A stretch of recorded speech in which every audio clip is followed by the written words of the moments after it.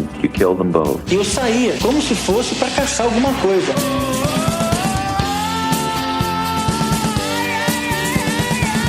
I got this fantasy. I started working out this fantasy online.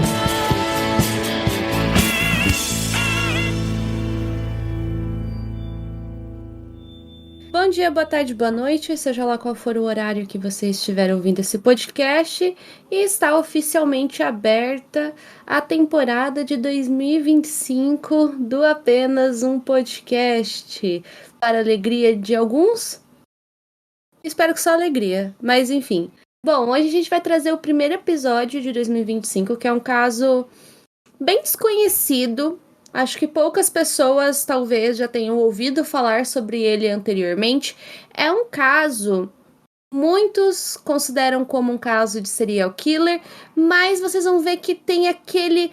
Será mesmo que foi isso? Vocês vão entender ao decorrer do podcast. Mas como vocês sabem, eu não tô sozinha, tô com o Thiago. Bom dia, boa tarde, boa noite, meus aventureiros do Apenas um Podcast. Como vocês estão? Estamos em 2025... Começamos novamente mais um ano, a gente já vai pro nosso quarto ano, que eu e a Marisa, esse ano tá se organizando melhor, e aí a gente foi ver, vamos fazer o especial de aniversário, e a gente se deu conta que vão fazer 4 anos de projeto, ficamos um pouco surpresos, mas a gente queria agradecer a todo mundo que é ouvinte regular, e já fazendo os nossos jabás, se você puder divulgar para o seu amigo, para aquela tia que gosta de casos criminais, namorada que gosta de casos criminais, divulguem, que esse é um dos melhores jeitos de divulgar o nosso podcast.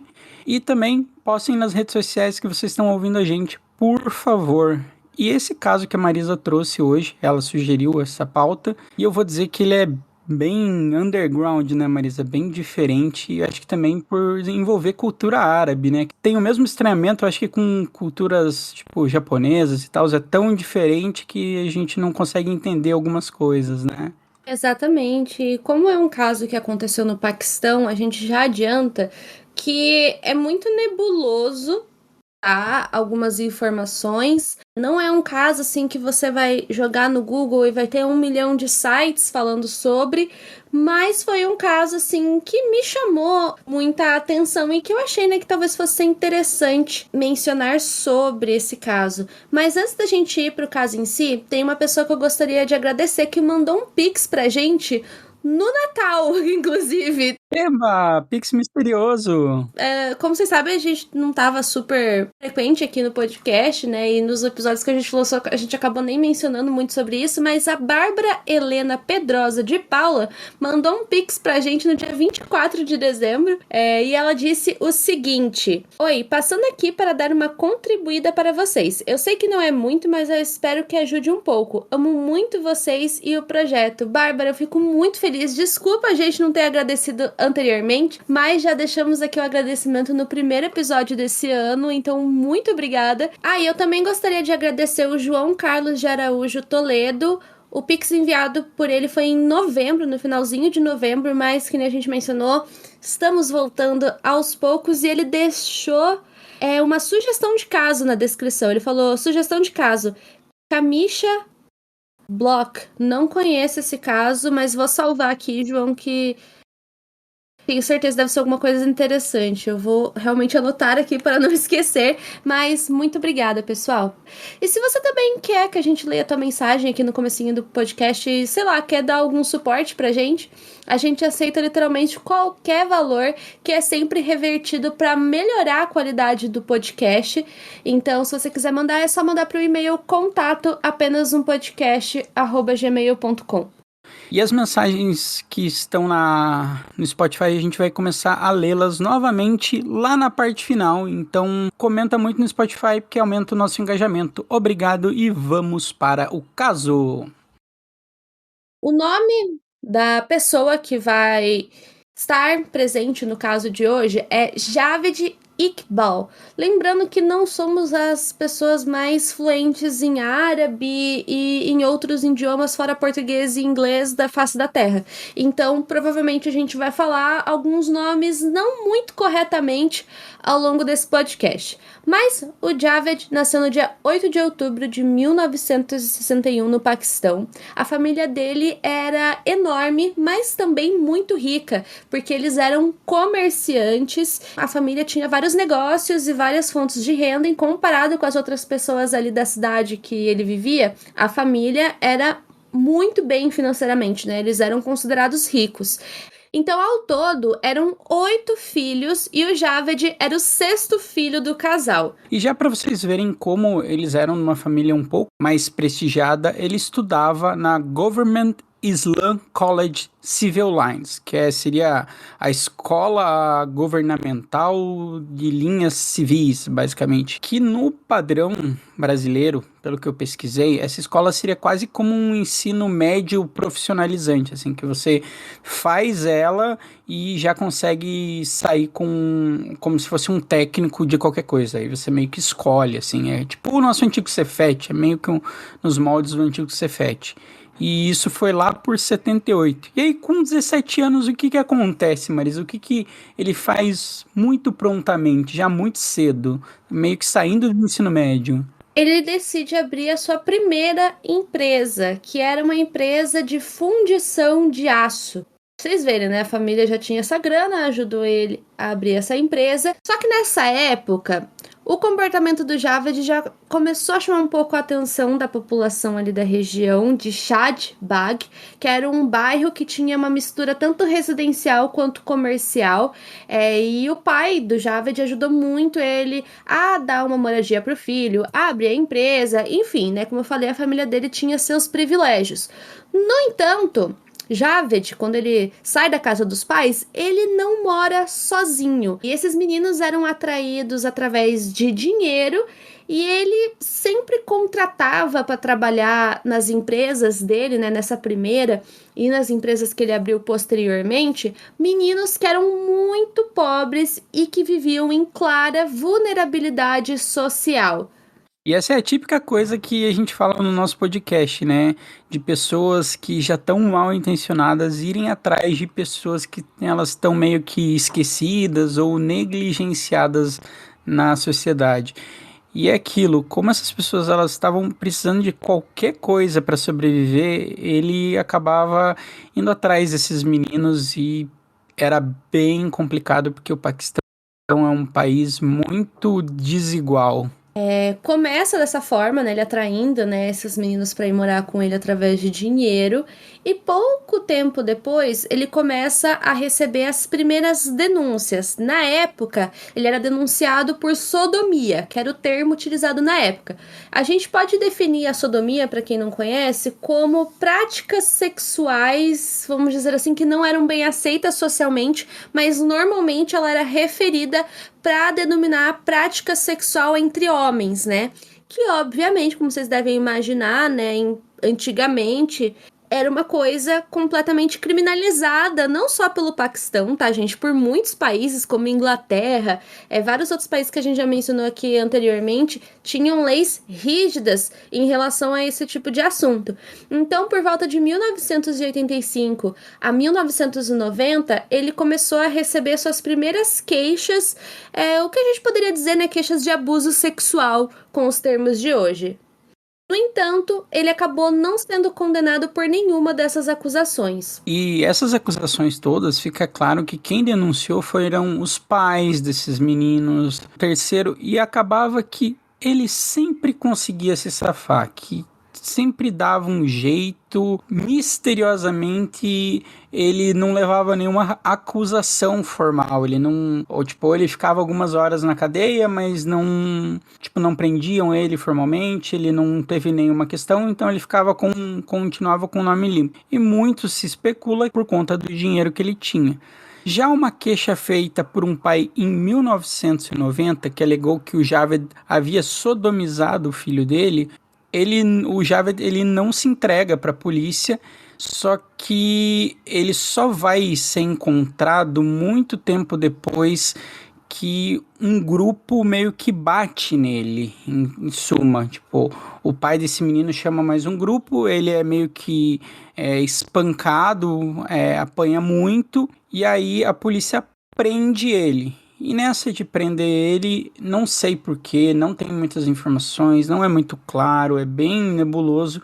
Acabam chamando a mãe dele na delegacia e meio que fazem uma pressão na mãe para ver se ela sabia alguma coisa, ver se ela não sabia e etc, dizendo que o filho dele era um criminoso e etc. E nisso tudo, a mãe ela vai ter um infarto fulminante com essa notícia, porque para a mãe, digamos assim, muitas notícias que eu li era que a mãe era uma grande vergonha para a família dele e aquilo ia destruir a boa reputação que a família dele tinha como comerciante, etc.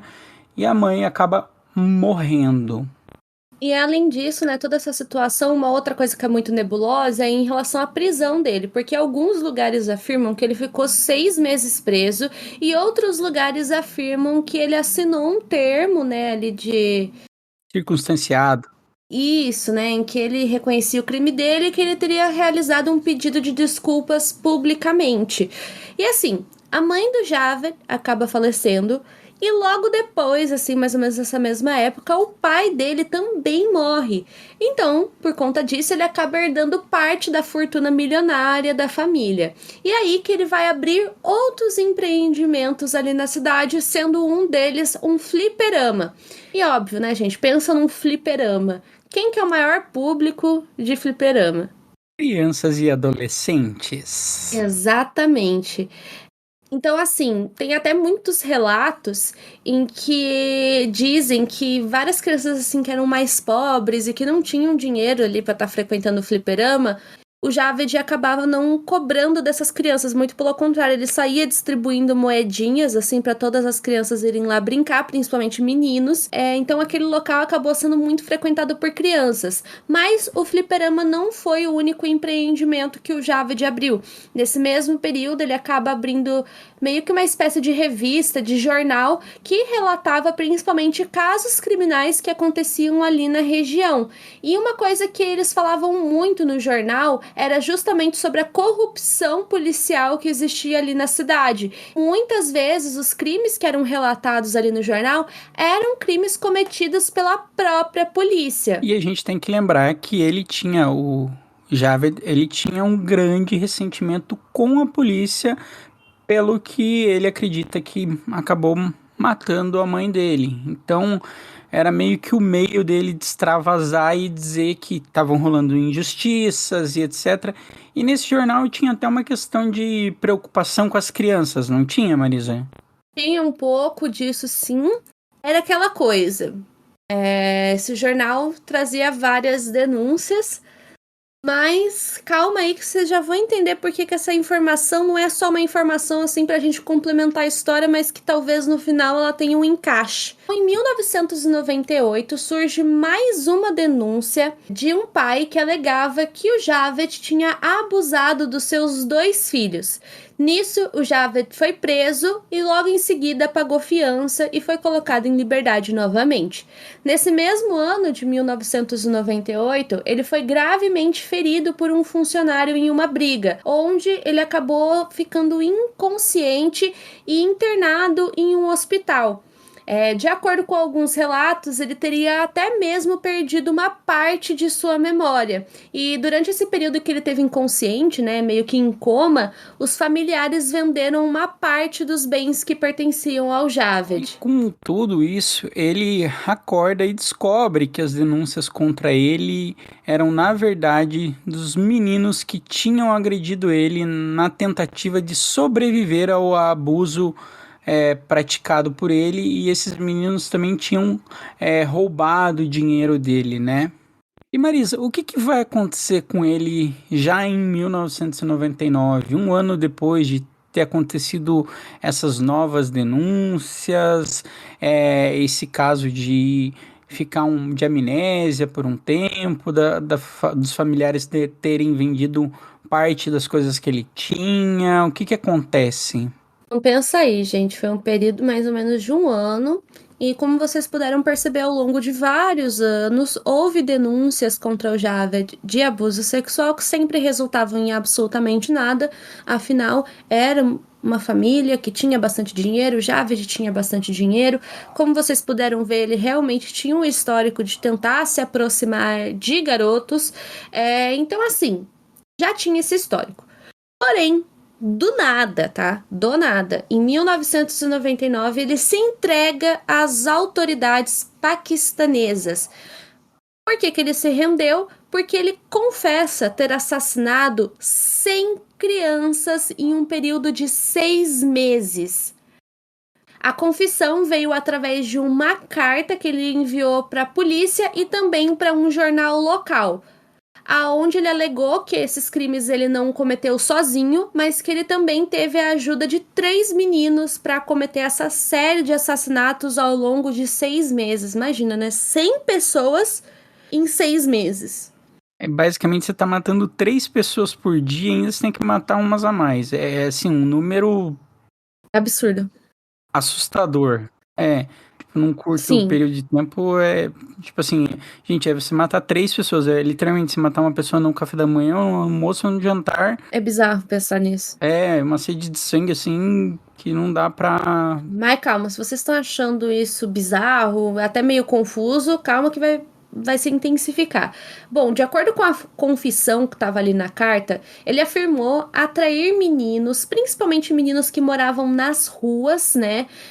Então, crianças também que eram órfãos, entre 6 a 16 anos de idade. Ele atraía essas crianças até a sua residência, aonde elas eram abusadas e então estranguladas até a morte.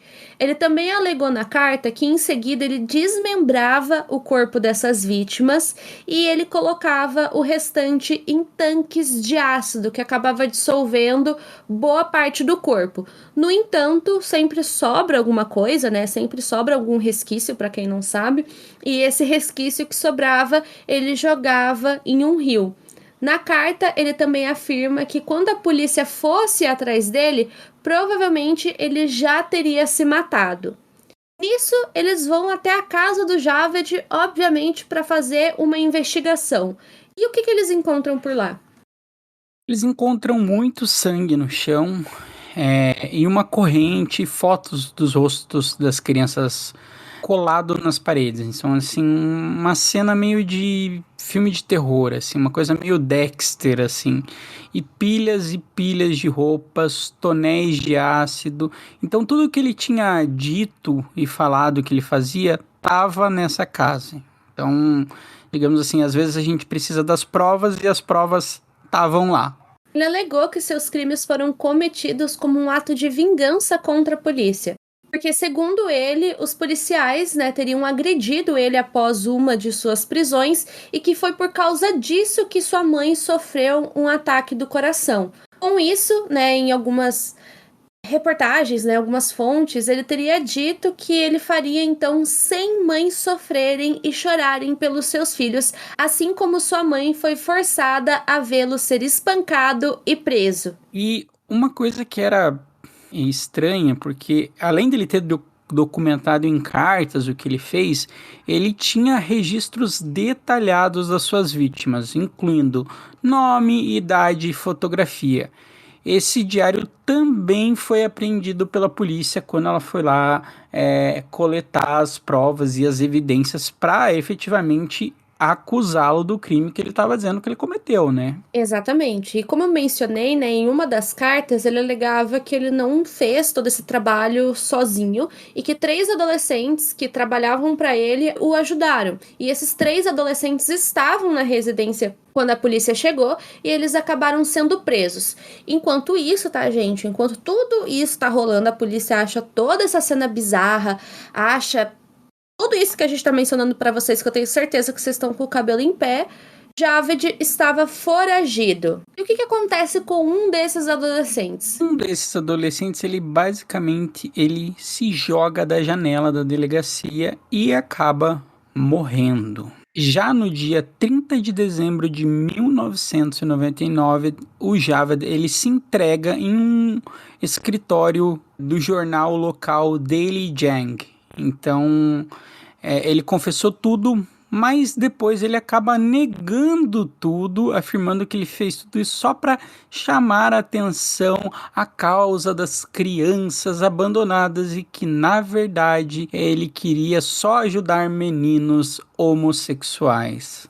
Apesar disso, essa desculpa que ele deu, essa questão que ele falou dele ter feito tudo isso como uma forma de chamar a atenção, não colou muito bem perante a opinião pública e também perante a polícia, o juiz e tudo mais. Por conta disso, ele foi condenado à morte por estrangulamento em praça pública em 2000. Os outros meninos, né, que teriam ajudado ele, foram condenados, um deles à pena de morte e outro a 63 anos de prisão. E nisso, o Thiago achou uma reportagem do The Guardian, que é um jornal bem famoso, que tem uma fala do juiz, né, que fez todo esse julgamento do Javed e desses 3 adolescentes, né, no caso, 2 adolescentes. E teve uma frase, né, Thiago, que te chamou muita atenção desse juiz, e qual foi essa frase? Nessa matéria do The Guardian, diz assim, frase do assassino, cortado em 100 pedaços. O juiz, gente, é um juiz digamos assim, que ele está julgando, foram palavras dele. Javed Iqbal foi considerado culpado de 100 assassinatos. A sentença é que ele deve ser estrangulado 100 vezes, disse o juiz Allah Badashk ao tribunal em Lohar. Nesse mesmo ímpeto de raiva, o juiz diz outra coisa. Seu corpo deve ser cortado em 100 pedaços e colocado em ácido, como ele fez com as vítimas. Eu sei que tem alguns países, né, como por exemplo, ele alegou ter matado 100 crianças, então ele vai ser cortado em 100 pedaços, né? Tem alguns países, se a pessoa roubou, vai cortar fora a mão da pessoa para que ela não roube mais. Então, em tese, era meio que isso que eles queriam fazer. No entanto, o que acontece? Gerou tanta polêmica e etc. que até teve um ministro do interior do Paquistão que teve que vir a público criticando a sentença. Isso será contestado no Tribunal Superior. Tais punições não são permitidas. Só que, obviamente, isso era bem inconstitucional e aí não foi feito, ele só foi enforcado em praça pública. Mas o juiz estava sendo guiado pela lei islâmica do Shahir, que ordenou a pena de morte que ele fosse executado em um grande parque que tinha um monumento nacional. Então, para vocês verem com quanta raiva as pessoas estavam para chegar a ponto de um juiz dizer isso, eu acho que passou um pouquinho do ponto. E para quem quiser saber, essa matéria é dia 17 de março de 2000. Eu vou deixar ela na descrição daí, se vocês quiserem lê-la. Porém, apesar de todo esse auê, né, da execução, de que tinha que ser assim, que tinha que ser de outro jeito, pouquíssimo tempo antes do Javed e o outro adolescente serem executados, eles foram encontrados mortos em suas celas, aparentemente mortos por suicídio, né? Eles teriam tirado a própria vida. No entanto, de acordo com alguns relatos, o corpo deles não indicava necessariamente que foi um suicídio, porque havia sinais de agressão, mas não se tem certeza e a morte deles foi dada como suicídio. No entanto, né, apesar da gente ter falado desses diários, apesar da gente ter falado sobre, enfim, as coisas que foram encontradas na casa, pasmem, nenhuma dessas provas, né, dessas coisas que foram apreendidas pela polícia são consideradas provas concretas. E outra coisa esquisita é que, como a gente mencionou, ele tinha um diário onde ele tinha fotos, nome, idade e informações ali sobre as vítimas que ele supostamente teria matado. Uma coisa estranha é que um tempo depois, dessas 100 vítimas, 26 vítimas foram encontradas vivas anos depois. E o que a gente fala sobre ter provas tinha todas as evidências físicas que ele fez aquilo. O que ele dizia estava lá, o ácido estava lá. Só que não tinha nenhum resto mortal para comprovar que aquilo era de uma pessoa. Só tinha as alegações dele, que depois ele estava dizendo que não era verdade. Então, por mais que tivesse as evidências digamos, o ácido, o diário e etc., não tinha nenhuma prova material para dizer que esse crime aconteceu. Então é uma coisa bem suspeita, né? Como o Javed, ele ficou conhecido, existem, se vocês quiserem, tem 2 livros na Amazon sobre esse caso, que, vou ser bem sincero, não foram muito bem avaliados e não tinha como ler uma prévia deles, então a gente não conseguiu ter acesso. E também tem um filme / documentário chamado Javed Iskabal, The Untold Story of a Serial Killer. Então, eu também acabei não vendo ele, eu vi só alguns trechos, o trailer e etc. Mas também não é muito bem avaliado pela crítica. Então aquela coisa, né, gente? Será? O que vocês acham? Deixa aí na caixinha do Spotify, que daí no episódio que vem a gente lê o que vocês acharam. Tem muita gente que acha que realmente talvez ele estivesse tirando uma com a cara da polícia. Não tem como a gente saber, mas quero muito saber a opinião de vocês. Esse caso eu realmente não sei, sendo sincera. Não sei o que pensar. Olha, eu também não sei o que pensar, mas, ok, ele pode não ter cometido os assassinatos, talvez, só que eu acho muito provavelmente algum crime ele deve ter cometido, para ter aquelas fotos de todas aquelas crianças, tipo assim, coisa boa ele não estava fazendo, para ter tudo aquilo tão documentado e etc. Porque mesmo que fosse, sei lá, uma vingança contra a polícia, sei lá, na cabeça dele, tipo, que empenho, né? Não, que eu fico parando pra pensar. Porque primeiro, assim, gente, não era um diário, assim, de 1, 2 coisas. Era um diário de 32 páginas que ele detalhava os abusos sexuais que ele fez com as crianças e como se deu o assassinato. Então era uma coisa detalhada e, tipo, documentada, porque tinha foto das crianças. Então é isso que é a parte estranha desse caso. Mas também, tipo, é estranho o fato de algumas dessas crianças terem sido encontradas vivas depois, já que ele falou que esquartejou e jogou no ácido. Talvez essa parte tenha sido a parte da fanfic, entendeu? Mas venhamos e convenhamos. Tem em casos de abuso, muitas vezes as pessoas acabam não denunciando. E, gente, obviamente, se você sofreu um abuso, denuncie, por favor. Para que, né, o abusador não cometa outros abusos. Mas é que eu acho que sim, rolava uma vergonha de denunciar, talvez, porque você pensava que era um cara rico, que tinha muito poder e muito prestígio. Não, sim, mas é que eu tô falando mais da questão é que ele falou que matou essas crianças, né? Eu não tô falando que eu acho que ele não tenha feito absolutamente nada. Tipo, acho que talvez ele tenha feito, mas talvez a parte que ele meio que fanficou, assim, que ele inventou e quis aumentar a história, talvez tenha sido boa parte desses assassinatos, porque a gente sabe que tem muito serial killer.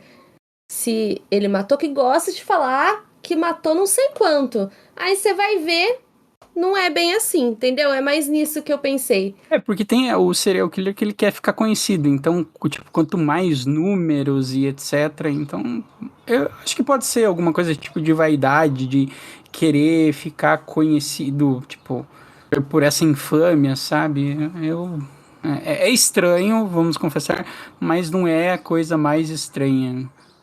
Porque é relativamente comum serial killers quererem dizer que mataram mais gente, né? Deixe seus comentários para que no próximo episódio a gente leia a sua interação aqui no final. É isso, pessoal. Tchau, tchau.